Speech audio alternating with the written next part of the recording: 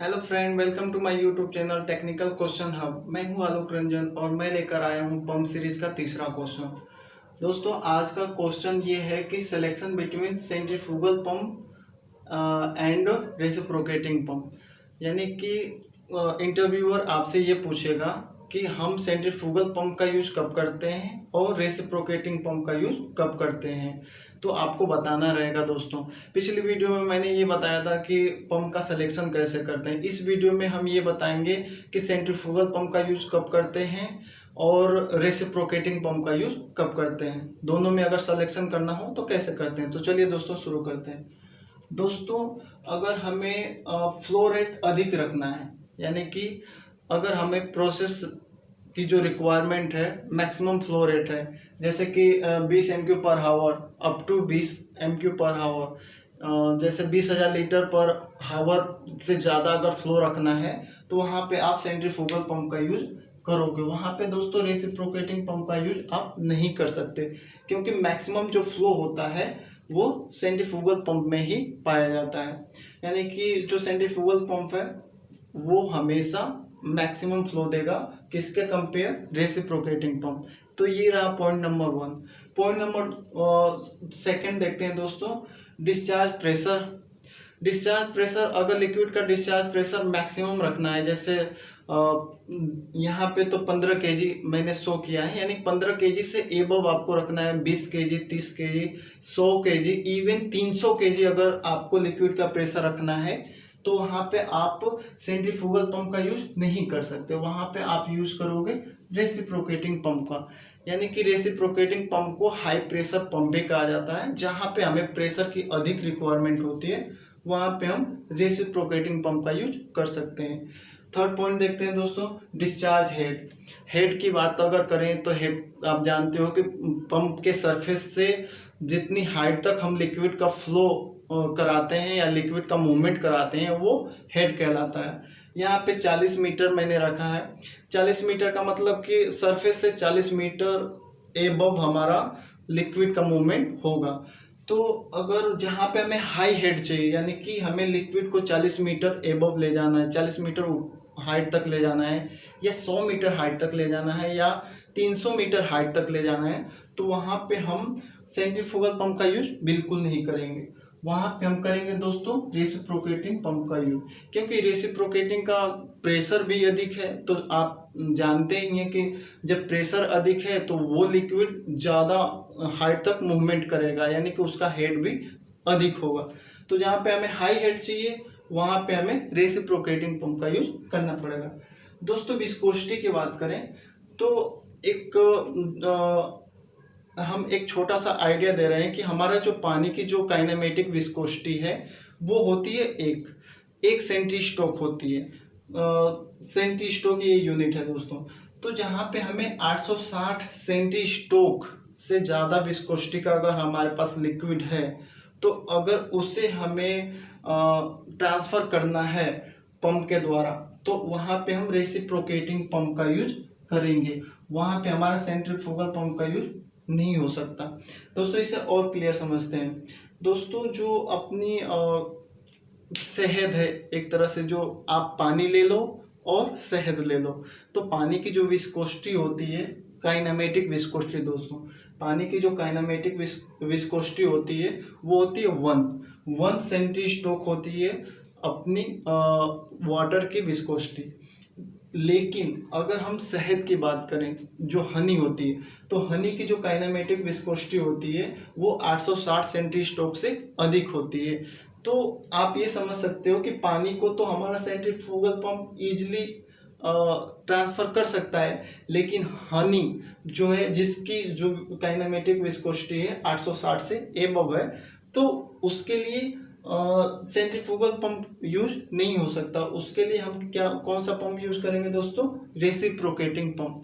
यानी कि हम ये देखते हैं कि जैसे जैसे हमारी विस्कोसिटी बढ़ती है वैसे वैसे हम रेसिप्रोकेटिंग पंप की तरफ जाते हैं। कम विस्कोसिटी वाले लिक्विड के लिए हमारा सेंट्रीफ्यूगल पंप है, लेकिन अधिक विस्कोसिटी के लिए हमारा रेसिप्रोकेटिंग।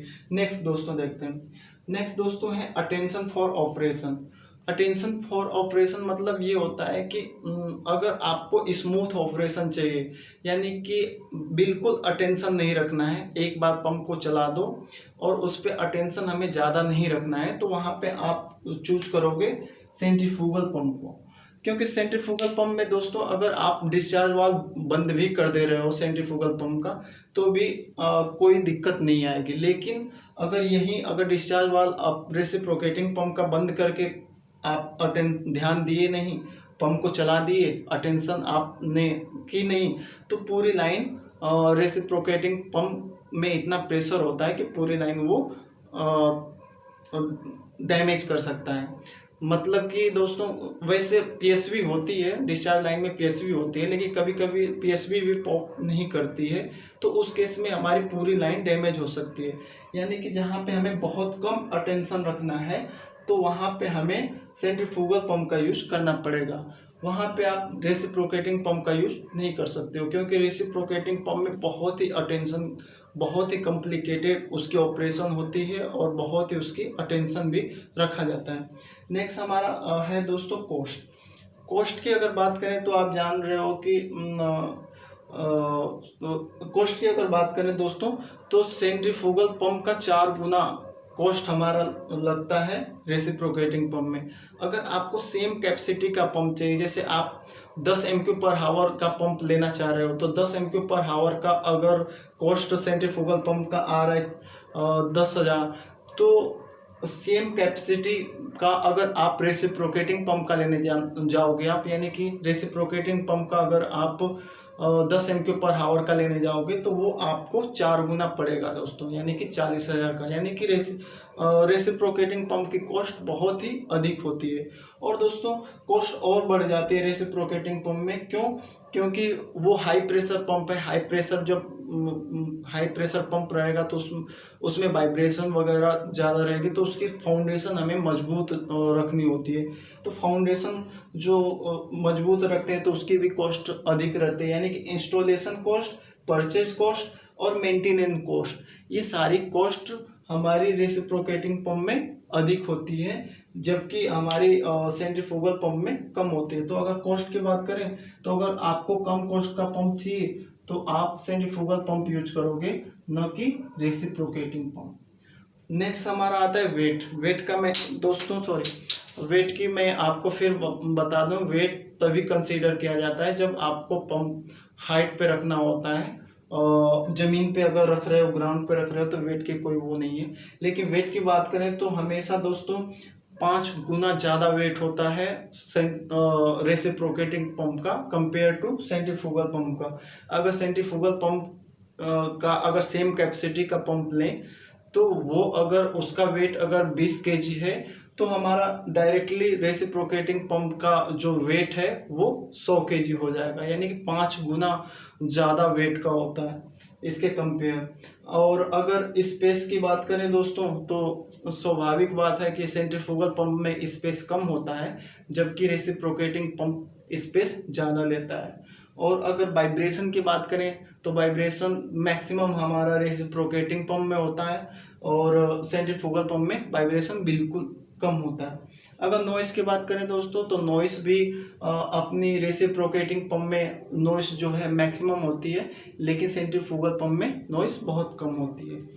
और नेक्स्ट हमारा होता है दोस्तों जो बहुत ही इंपॉर्टेंट है, वो है यूनिफॉर्म फ्लो। अगर आपको यूनिफॉर्म फ्लो चाहिए, तो उसके लिए आप सेंट्रीफ्यूगल पंप का यूज करोगे, वहाँ पे आप रेसिप्रोकेटिंग पंप का यूज बिल्कुल नहीं करोगे। क्योंकि दोस्तों क्या होता है, आपको मैं एक आइडिया बता दूं दोस्तों, ये तो समझ गए होंगे, इसे मिटा दें आप। दोस्तों एक रफली आइडिया बता दूं दोस्तों, ये हमारा सिलेंडर है, जिसमें हमारा जो ये पिस्टन पंप है, ये जो हमारा पिस्टन है दोस्तों, ये हमारा सक्शन है। यहाँ से हमारा सक्शन, ये हमारा सक्शन है दोस्तों, ये टैंक से ये सक्शन लाइन जुड़ी हुई है, ये ऊपर हमारा डिस्चार्ज है। दोस्तों ये हमारा पिस्टन पंप है। जैसे पिस्टन आगे को मूव करता है तो हमारा जो है, अगर ग्राफ भी इसमें हम इंक्लूड करें दोस्तों, तो ये हमारा ग्राफ से हम समझेंगे दोस्तों। दोस्तों ये हमारा टैंक है, टैंक से हमारा ये सक्शन लाइन है। जैसे पिस्टन पीछे की तरफ मूव करेगा दोस्तों, इस समय हमारा पिस्टन की पोजीशन दोस्तों ये है, पिस्टन की पोजीशन ये है। जैसे पिस्टन पीछे की तरफ मूव करेगा तो यहाँ पे हमारा वैक्यूम क्रिएट होगा। वैक्यूम से टैंक से जो लिक्विड है इस सिलेंडर में जाके भरेगा। तो उस कंडीशन में सॉरी तो यहाँ पे भरेगा, और फिर जब पिस्टन आगे की तरफ मूव करेगा तो ये हमारा होता है, यहाँ पे एनआरबी होता है। एनआरबी यहाँ पे बंद हो जाएगी और यहाँ पे जो हमारा यहाँ की जो एनआरबी होती है वो खुल जाएगी दोस्तों। तो वहाँ पे क्या होता है कि यहाँ पे फ्लो हमें मिल जाएगा। इस तरह से पिस्टन आगे पीछे होता रहता है। तो अगर हम इसे ग्राफ से समझे तो जैसे पिस्टन आगे गया तो हमारा फ्लो एकदम बढ़ गया, और जैसे पिस्टन हमारा पीछे गया तो फ्लो हमारा कम हो गया। फिर ऐसे ही अगर हमारा पिस्टन फिर आगे बढ़ा तो फ्लो हमारा बढ़ गया, और फिर पिस्टन पीछे मूव किया तो फ्लो हमारा कम हो गया। तो ऐसे इसका फ्लो दोस्तों ऐसे ऐसे मूवमेंट करता रहता है। तो इसमें हमारा जो ये देखेंगे ये हमारा वेरिएशन है जो फ्लक्चुएशन पैदा करता है फ्लो में। तो अगर फ्लो की फ्लक्चुएशन की बात करें तो यूनिफॉर्म फ्लो जो होता है वो सेंट्रीफ्यूगल पंप में पाया जाएगा, न कि रेसिप्रोकेटिंग पंप में। यानी कि अगर हमें फ्लो को एकदम एक्यूरेट फ्लो चाहिए, हमें बिल्कुल फ्लक्चुएशन नहीं चाहिए, यानी कि 50 MQ पर हावर चाहिए, तो न उससे कम चाहिए न उससे ज़्यादा चाहिए, तो हमें सेंट्रीफ्यूगल पंप का यूज करना पड़ेगा। और अगर हमें फ्लो में फ्लक्चुएशन चाहिए तो वहाँ पे आप रेसिप्रोकेटिंग पंप का यूज कर सकते हो।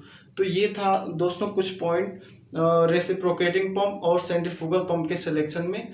और कैसी लगी मेरी ये छोटा सा प्रयास दोस्तों, प्लीज़ कमेंट बॉक्स में हमें बताइएगा। और दोस्तों इसे और अच्छे से क्लियर करने के लिए मैंने अपने इंस्टाग्राम ID आलोक रंजन 7441 पे हैंड रिटन में एक नोट्स शेयर किया है। आप मुझे वहाँ भी फॉलो करके वहाँ भी पढ़ सकते हैं। और थैंक्स फॉर वॉचिंग। जय हिंद दोस्तों।